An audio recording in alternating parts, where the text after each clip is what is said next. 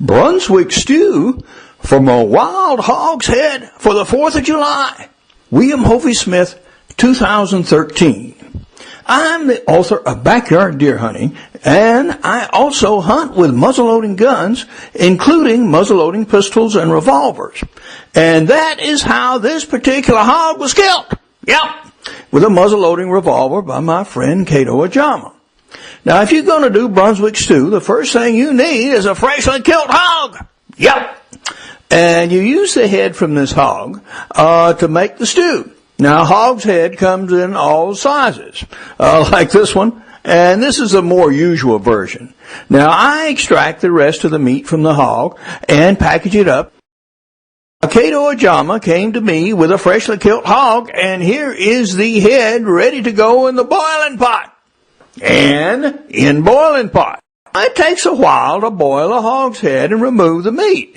This is not something done in a few hours. In fact, this is an all-day thing.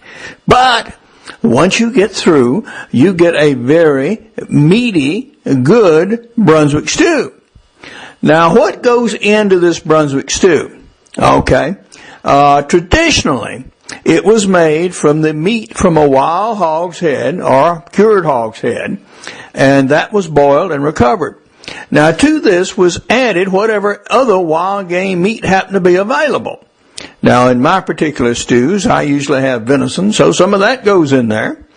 In, say, coastal Carolina, they would oftentimes put turtle in that Brunswick stew, or squirrel meat, or rabbit meat.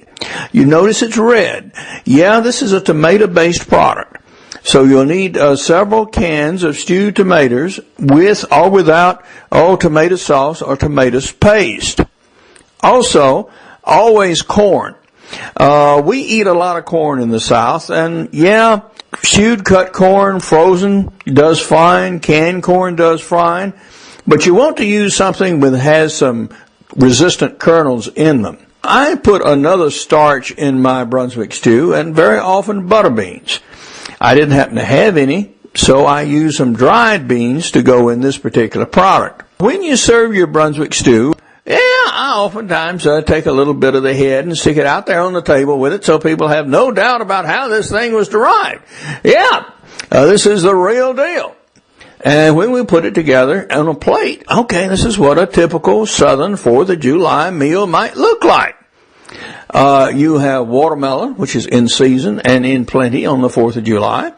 You also have barbecue, also from wild hog meat, as well as the Brunswick stew, and most accustomedly iced tea. Now, besides backyard deer hunting, I have other books. Now, these include extreme muzzleloading, crossbow hunting, and a new 8-book ebook series that's out in 2013. I already have 3 of these published, and coming up right quick is hunting with muzzleloading shotguns and smoothbore guns, and the first of 2 books about muzzleloading hunting with pistols.